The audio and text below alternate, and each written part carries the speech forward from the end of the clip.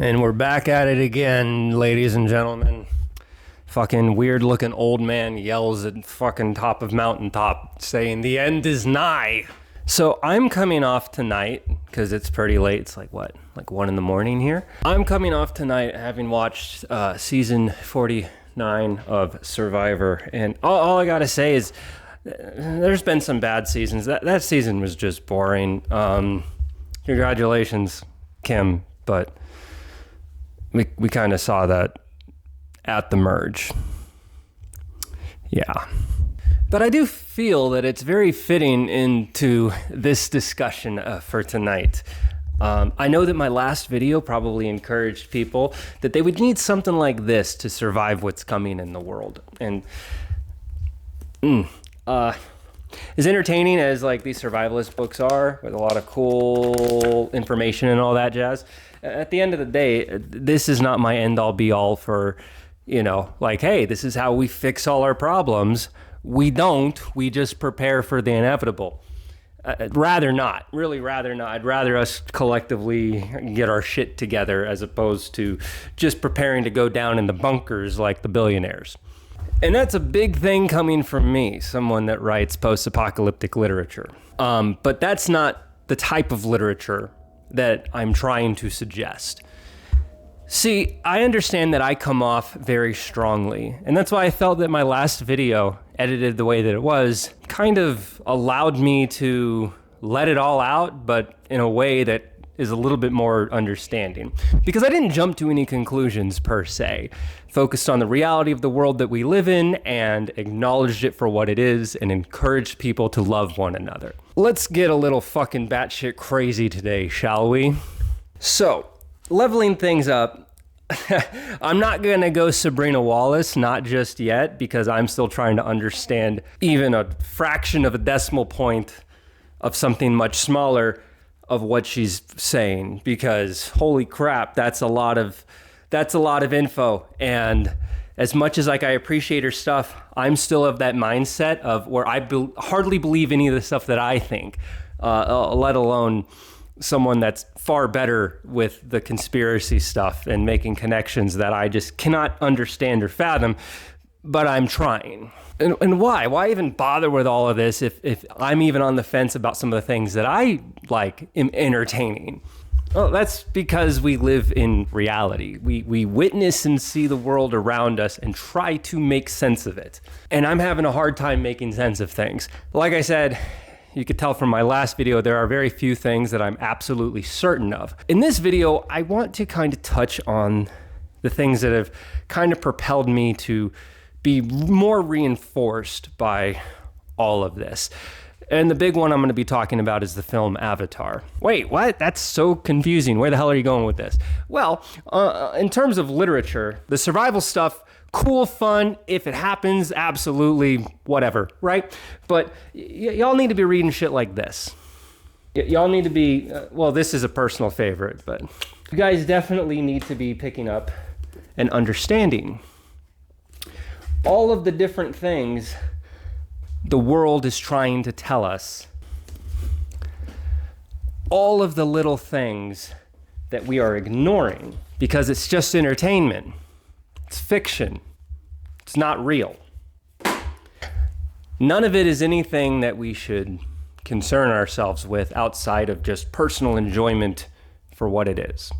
Professor Yang, right? If you've seen this, you've probably seen his stuff. Just fantastical. Now, I found him while I was already on this journey. It was around the time the Iran attack happened. It was like a week before I had watched his video where he had predicted it, which was like almost a year prior. I watched that video. I'm like, oh, that's interesting. That's crazy. And then a week later, brah! Can't say I'm too surprised with the way the social climate's been going, because if you connect enough dots on the surface level of all these things, yeah, it kind of does check out. As I explained a little bit and had Dagoth talk about in my last video, anti-cyclosis, this rise and fall of empires, of governments, of societal structures, this ebb and flow, this wheel that turns. And that's kind of what I had been obsessing with myself for months. Because sure, there's a lot of interesting conspiracy theories to go off of, but if I'm going to bother entertaining any of them, I need to have a baseline of understanding of what I'm dealing with. And the best way to understand the here and now is to remember and understand what happened back when. With a caveat that everything in our history is completely along the lines of the victors. Professor Yang would say that, secret societies doing as they please. All of these things make sense to me because I have already gone out of my way to do all this little research. And I am not the one with the time, the effort, nor the energy, nor the proper qualifications to deliver that to you guys. But why do I feel confident to say anything at all? Well, if you looked at Professor Yang's last 2 uploads, that's kind of what makes me feel so confident in a lot of this stuff that I'm about to transpire through here. If me screaming from the rooftops that the end is nigh, it's not in that way. Ignore me. It's just entertainment. Look at this crazy person, right? If any of it just sparks a tiny bit of interest, check out Professor Yang. I'll put him in the thing. Just trust me. If you're interested in even a fraction of it, check him out, okay? Because he will make far more sense than I will, but it's going to take you a long time because he has quite a few videos and they're roughly all an hour long a piece. But I do feel that they are all necessary. Every moment of every one of those videos is necessary. But if you come across some clips of his videos, those bite-sized nuggets will also do more than enough to make you want to take a leap down the rabbit hole, as it were. Easily one of my favorite series, The Remembrance of Earth's Past, 3-body, first novel, 3-body problem by Lu Suxing Lu, however it's fucking written, however it's put out there. Amazing, wonderful author, beautifully written, captivating, top to bottom, all of it. I haven't read the 4th one. If you're a fan of these books, I'm sure that there's a good number of people that will also understand why they kind of passed on the 4th one. But this is all that matters. 1, 2, and 3 of 3-body Remembrance of Earth's Past. Love it, love it, love it. Given said that, let's put the tinfoil hat on and take something I love and go with it. I loved this novel series. It's just fantastically written. I'm not going to go into a deep dive. I'm going to talk as if you are already aware, because if you're not, there is a Netflix version that you can go check out. Basically kind of sums it up. But if you actually care about literature and want to see it on the screen, the 10-cent version is far superior, in my opinion. But the thing about the 3-body problem that gets me is the 3-body problem in itself. Because what are we told? That the 3-body problem, as it's stated, you can't have a system with 3 bodies that are going to be stable for any length of time. It's essentially what it says. And this book kind of demonstrates that. Like, hey, it's not working. But somehow our system is. And then people like to, well, that's because of the massive bodies and no. When they've done calculations and research trying to focus on 3 bodies within our system and they can't properly get it. But somehow all of the bodies in our system, it checks out. And there's excuse after excuse and rationale after rationale by people that are far smarter than me, that understand the physics and understand the science far better than me. So I have always taken their word for it. But that doesn't change the fact you cannot solve the 3-body problem as presented within our reality. That's the ultimate takeaway. Somehow, our solar system is exempt from the 3-body problem, but for the rest of the universe, this applies. Always found that a little strange. So why am I making a big deal about literature, especially fictional literature? Shit that's not even fucking real. Shit that just, it's imagination, right? Well, imagination is essentially the fuel of reality. It's the, yeah, okay. Yes, if I'm already getting too batshit crazy, you can go. It's all right. But yeah, so imagination kind of fuels reality. And I know that some people are going to look at that for like the new agey holistic thing that it is. Oh, everything is light, sound, vibration. That's all that existence really is. And that imagining reality has created reality, and us within reality, that echo our own positive, negative energies, attract and repel certain things within our lives. I don't necessarily say I would go that far. A lot of that resonates with me. A lot of that kind of makes sense. But the thing with literature, someone as a writer, it's a place to get lost, a place to create, a place to fantasize all sorts of situations. I love writing. I really do. And I love to read the works of other great writers. So 1984. Reading this as a teenager induced fear, unease. And it's part of the reason why I took my government class in high school so serious. Something in this sparked something in me to pay very close attention to the government. Because 2025, this feels more like a blueprint. This feels more like plans of things to come. And this one absolutely fucking breaks my heart because fuck, dude, Andy Weir definitely has a way with words. He's able to captivate my attention with every one of his novels. The Egg, that short story, wonderful, fantastic. The Martian, obviously. Hail Mary, badass. And Artemis, which I loved. Artemis, it's a moon heist fucking, it's just great. My favorite novel of all time is going to be Seven Eves, which I unfortunately do not even own a copy of, but that is my favorite novel of all time. I think that is probably, the whole world's going tits up and, you know, there's going to be another flood or whatever fucking massive disaster that just destroys everything. What book would I preserve to pass on knowledge? Yeah, sure. You could argue a lot of religious texts, but if I were to take something from my modern era, something that came out within the last 30, 40 years, it would be Seven Eves. Easily. Very easily. You could even probably extend that out to 100 years. And trust me, there's 100 years worth of novels that would be very hard to pick just one from.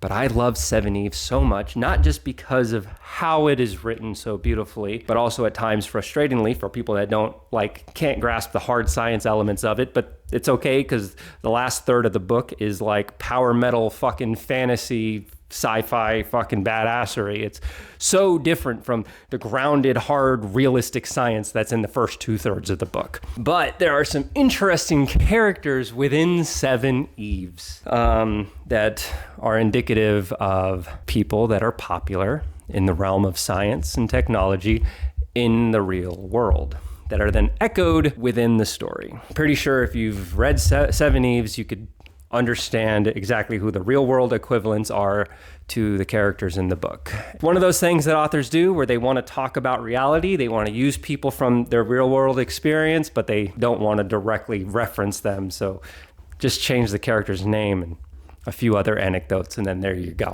Why is The Martian, out of all of these, why does that one break my heart so much? Because I feel, and this is where I'm actually getting to the damn point finally, I feel like books like The Martian, they're part of the reason why the establishment loves to elevate these novels is because they give us something to dream about. They give us something to move towards. When a lot of the uncertainty of technology is presented before us, we reflect back on things like The Martian, about what could be, about not just how our technology can be in the future, but how we, as people within our society, will operate not just on our own, but with one another, thanks to the advantageous nature of advanced technology. And I feel that that lovely element of it is the thing that has encouraged us to ignore all the red flags. It's like, hey, it could be bad, but the possibilities of it being good, let her rip.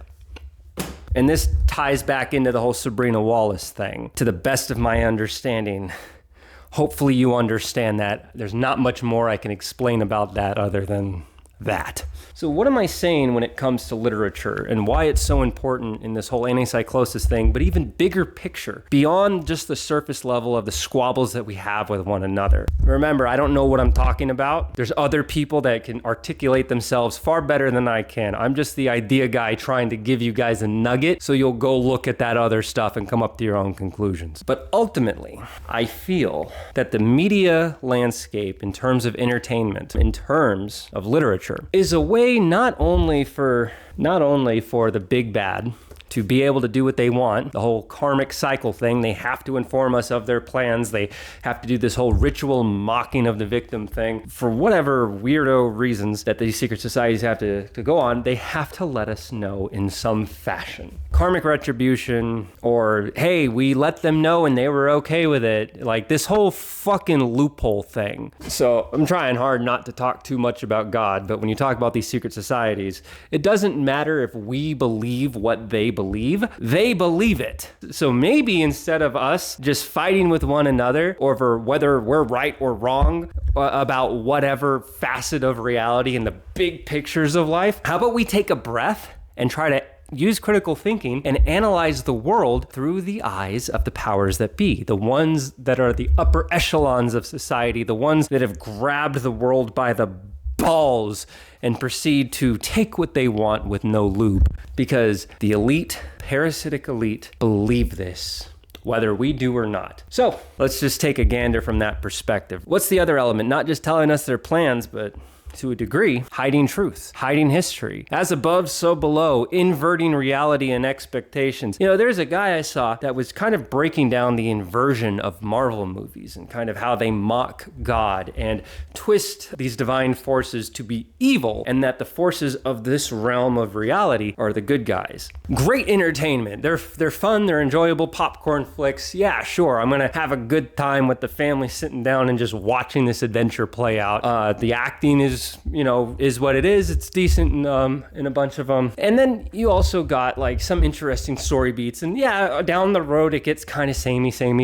And what if the samey is just part of the plan? See, this is the part where it's getting to be too much. So I'm just going to keep going.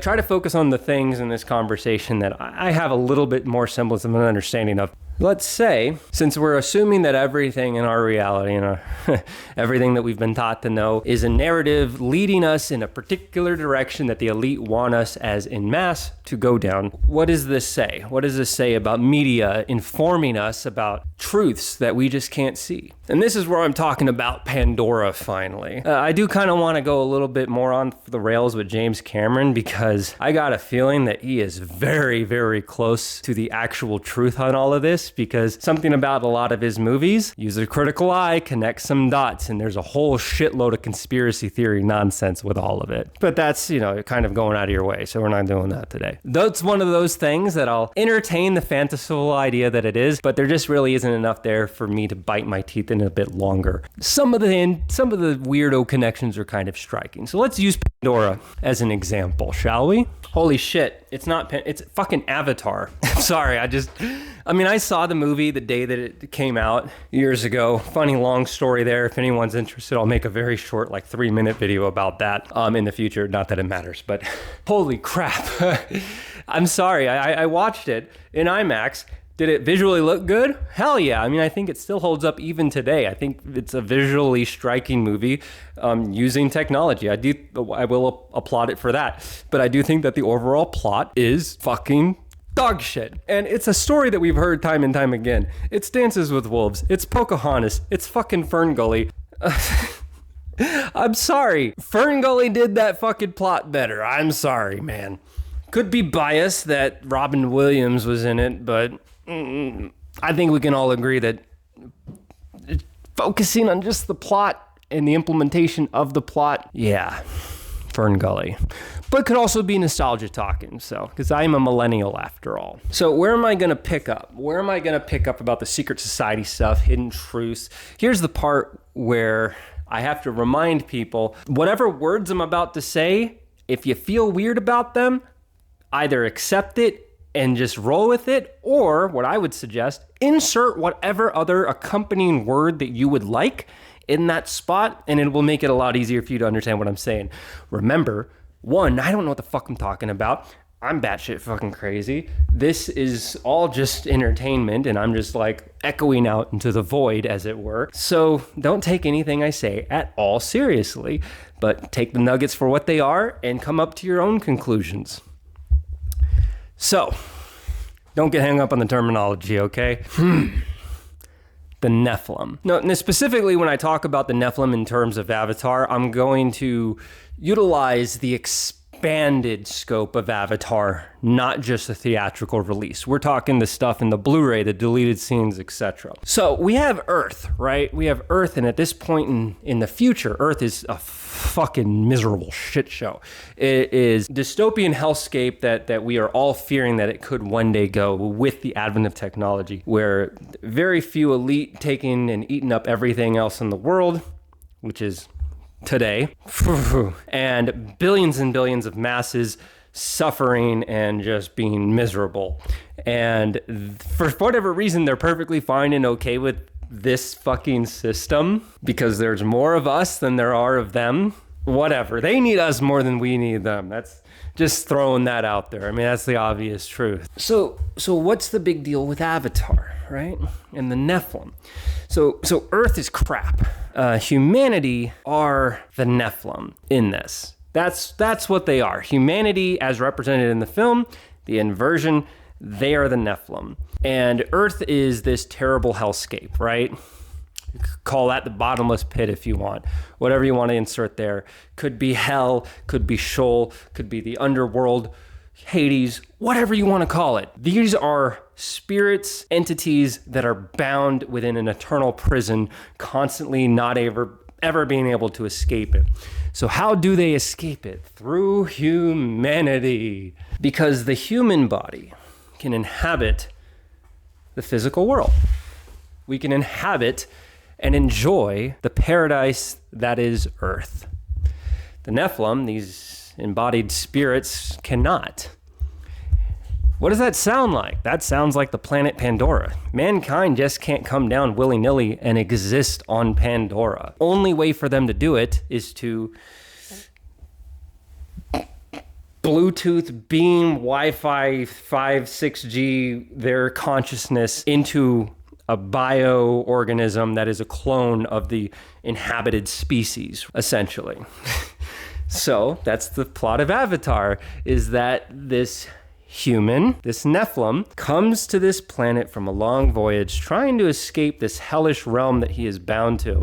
Comes to Pandora, inhabits the physical body of a clone. It's essentially a vessel of the inhabitants, the native inhabitants, the indigenous inhabitants of this land. Okay. All right, I think I'm onto something there. And then throughout this story, we see that this Nephilim, this human inhabiting one of the, I don't even know what their species, I'm sorry, it's a very forgettable movie to me. Visually wonderful, but I'm sorry, the movie is so forgettable. Inhabits the blue creatures on this planet, right? A clone of them. Wow, that's pretty crazy. Yeah, it is. And that's like the kind of mirror reflection, the inversion of the hidden history, the crazy crackpot religious conspiracy theory of the concept of these demonic forces, these Nephilim that inhabit our reality. And they fuck with us. They screw with us because these are not good forces. They're not like humanity, which at our core, we're good, but we're tainted by, selfish desires of the now. And the Nephilim are always going to be bound here. And when you're bound to something forever and you don't have the opportunity to die, you're effectively stuck here forever. Whenever you do get an opportunity or a chance to take on some sort of physical material form, you're going to do all the things that give you joy. You're going to do all the things that humanity feels are fucking terrible. They're fucking horrible. But to you, what's that in the blink of an eye of eternity? Okay, yeah, I inhabit a human life, might be able to make it to 70, 80 years. I'm going to use that time that I'm here to just run amok, have fun. I'm going to have a much more in-depth discussion on this concept later, but I hope you're picking up where I'm kind of going with this. And that's the thing about these, the media, is that obviously mainstream news, I'm not saying to ignore it completely because, hey, every now and then I want to know what the hell's happening locally. What do I see beyond just next door? Because yeah, we want to have a sense of community where we talk with our neighbors and we engage and we kind of figure things out, but we still, quote unquote, live in Rome, render unto Caesar, right? I need to know what the hell's going on. But a lot of the big stuff, That's stuff that comes from the top down. And those narratives and those directions that we go, ooh, it gets really dicey. Like, I talked about the Luigi Mangione thing. There's the Charlie Kirk thing. There's JFK. Yeah, there's, I mean, even to a degree, you can even say that horrible subway attack that had happened, that poor woman. But at the same time, when you look into it, it raises fucking eyebrows, man. And you're like, I can't believe 100% of what the news is telling me. And the thing is we all fall into bias where we want to believe the things that are going to come back to benefit us, the things that we personally hold dear in the world. There's a lot of things that will not make sense, but we'll completely ignore it because the narrative that's given benefit us. And that's what I'm saying. It's like, in order to truly, really open our minds, we have to be willing to humble ourselves, and we have to be wrong. We have to be okay with potentially being wrong. That's the only way that I've got here now. Like I say, I don't know what the fuck I'm talking about. I could be wrong about fucking all of this shit. And that's okay, because I've come to a place in my life where I'm done fighting always being fucking right. Because, man, what have I said before? Was it Socrates or Plato? One of the two. I only know what I do not know, which is a short abbreviation of a much longer passage that essentially boils down to just that. And I know hardly anything to be truth about the world. There's a lot of things that I believe, but these things that I believe are because these are the things that my government, my education system, the society that I was born into, I believe these things because these are the lessons that were imparted on me. The only things I can truly confidently say with confidence that I know are the things that I experience, the dots that I connect on my own. I'm a father, and one of the hardest things about being a father is you give your kid the answer. You tell them what they need to do in that moment to succeed or to be right. But without fail, more often than not, the kids are gonna want to experience it for themselves. And once they experience it for themselves and they learn, that's when it finally makes sense to them. I know how I was growing up, and I gave my parents, to a degree, hell. But for the most part, had a good upbringing and love my family a lot. And I've noticed as I get older, and especially since having kids, I understand my parents so much more. Like, yeah, sure, I didn't have exactly the relationship I wanted with my father when I was a kid. But now that I'm an adult with kids of my own, I understand my dad far better than I did back then. And I just wish that he were still around for me to be able to let him know that. But I'm sure he gets it, so. But I make sure to always remind my mom, like, holy crap, man. Like, I know I was an asshole then. I can still be an asshole now. But putting all that aside, you were right about a lot of shit. And I didn't understand back then, but I have a much better understanding now. And that's just part of life, you know, and we accept it. And I guess it's kind of easy for us to do that with our parents. Or it's easy to do that with our siblings or our best friends or the people of our tribe, as it were, the people that we are most connected to in this world, our true, honest sense of community, which is dying in the West. We're losing a sense of community over time, and it's heartbreaking. And we see the world play out the way that it is, and the West is unraveling. And it's like, I don't want to sit here and be that guy. But when you see the writing on the wall, when you see the direction of the way the wind is blowing, and it's like every day, news story after news story, update after update, this nation, that nation, your nation, and it's all continuously pointing in the direction of ruin. And you sit and you wonder, when the fuck is everyone going to be like, wait a minute, this isn't fucking right? And this is coming from someone that otherwise, a year ago, would have been perfectly fine with everything going on. I'll admit that. A year ago, I was the kind of person to look at the current meta and be like, yeah, it's rough, it sucks, but I approve. And I'm so glad that I'm not that person anymore.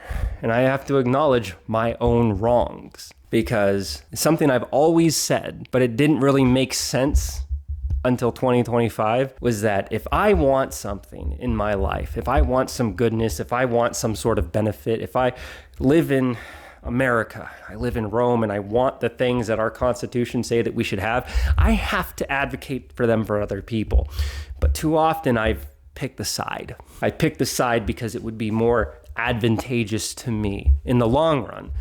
A lot of people pick the side that's most advantageous to them now. I did it in such a way to where I'm trying to grasp everything that I've learned, everything I've been taught, along with my own actual real world experiences, and understanding that it's a long game for longevity. But why does it have to be? And it's because I was constantly picking the sides that I figured, based upon all of that, in the long run would be best for all of us. And it didn't matter the times I voted blue, doesn't matter the times I voted red, because I'm up to a better understanding now that, in all honesty, my vote never once counted.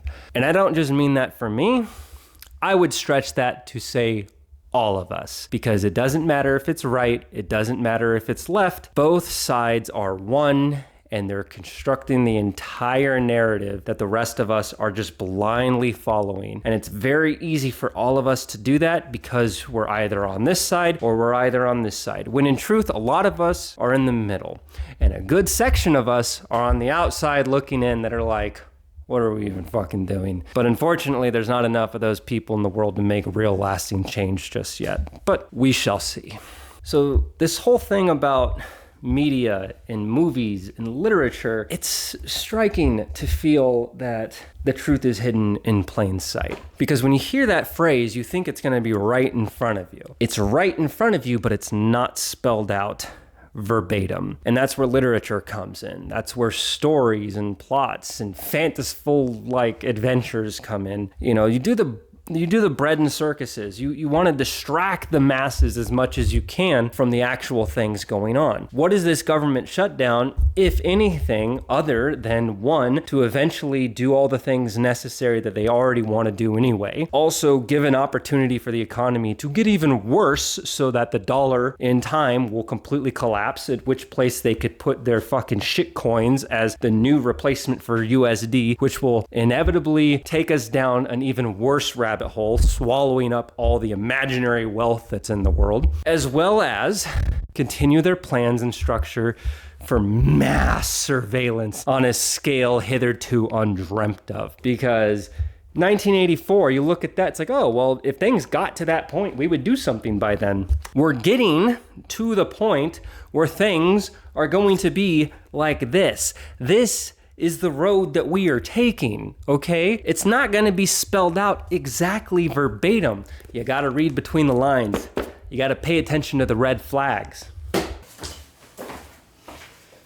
These have been collecting dust, but these are my novels. I'm not going to even bother with a link. They're on my YouTube page. I did the voiceovers, audiobook stuff. Go check them out if you want to support me. But I don't make any money from these on Amazon anyway. The price of them is so low, it's not even worth it. Fuck Amazon. Just listen to the audiobook for free on YouTube. So yeah, the truth is hidden in plain sight, but it's not directly spelled out for us. But the plans are in place, and we're slowly encroaching a lot of things.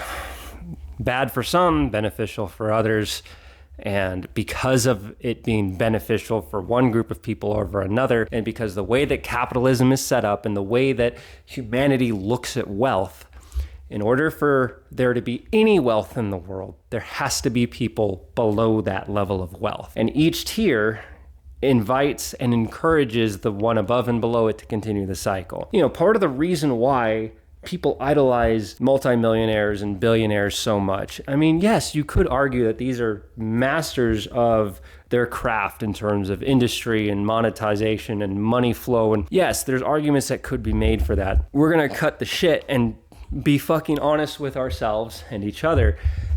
It's because of the way that capitalism works. Because everyone wants to be wealthy. And when these people are showed off to us all the time, we have our own desires. When people see celebrities, they want their 15 minutes of fame. They want that level of admiration. They want that level of just like, oh, people love me. Or when people see these billionaires in their fucking stupid yachts and penis-shaped rockets that go to nowhere. What they want is that level of excess. It's like, man, I've had a hard life. I wish I could have that. And so they perpetuate the cycle. You have people that have suffered their entire lives, but just the very notion that there's a possibility in some way for us to get there, I would encourage this system to continue, because if I were to say no to them, I'm saying no to the potential of me. And we don't focus on coming together with one another and actually living in a society that benefits all of us. That sounds like fucking socialism. It's like, it does. And I've been a big staunch critic of socialism for a very long time, but I've always looked at it through the lens of the totalitarianness, because I've always felt that it's really hard to do socialism in America because of our huge love of capitalism and how a lot of the laws of our land are structured around capitalism, how the true benefits that our government gives to the nation is to a small circle of elites. They might throw us a bone every now and then, but at the end of the day, they don't care about us. The me's and you's, the people watching this video, as much as I'm fucking batshit crazy, and as much as, oh, he's going off his fucking rocker, you can't deny the fact that they have proven time and time again, they don't care about me, they don't care about you. They only care about who is in their club, and the bones and scraps that they will toss are down to the people that can support them to be up where they're at and continue the cycle.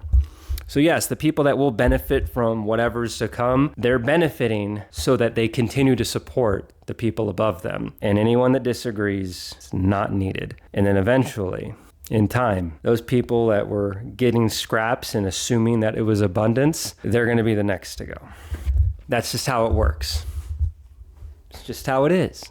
And he says all this, doom and gloom and all over the place. But then he also states, I'm fine. I'm okay. And it's because I've chosen a different path, because I acknowledge these things now and I say them out loud. And yes, it comes off so negative and so bad. And I'm trying to measure myself. I'm trying to articulate these things in a way that makes sense, while also just being true to who and how I am. And I don't prophesize shit, because I don't know anything. I don't look at things coming down the pipeline and verbatimly say this on this date at this time. I have estimations and guesses, but a lot of that shit I kind of keep to myself, because at the end of the day, I don't even know. And when something does happen, like on September 10th, you see it and you're like, oh, fuck, now that makes sense. But how are you supposed to figure that out beforehand? Like something's going on the days leading up to that day. And then I noticed the narrative surrounding that day. And there are just some things you just can't unsee. And because I had already been going down this path for a while, when they presented the narrative, I just had so many holes. It just didn't make sense. Just like with the Jeffrey Epstein stuff, and today that the Prince Andrew abdicated his spot in the royal family, like his title, like of Epstein related information that's continuously coming out. So you see enough of this, and you see down the road it's reinforced, and you don't necessarily see the specifics of it ahead of time, but you notice the patterns, you notice the dots, and you try to connect them as much as you can. And then whatever event happens that will push them forward to the next stage of their plans, creating a martyr on behalf of a cause that they created with a narrative that fits what they want. And then you pay attention to it, and there's so many parts of the narrative you just can't believe. And that's this part that's really fucking hard for people, that they will notice these things, they will acknowledge these things, but because of their own fear of it being true, of their own apprehension to humor themselves and let go of their own bias, to invite being wrong, to seek truth in the world, that's the part where it's the most difficult.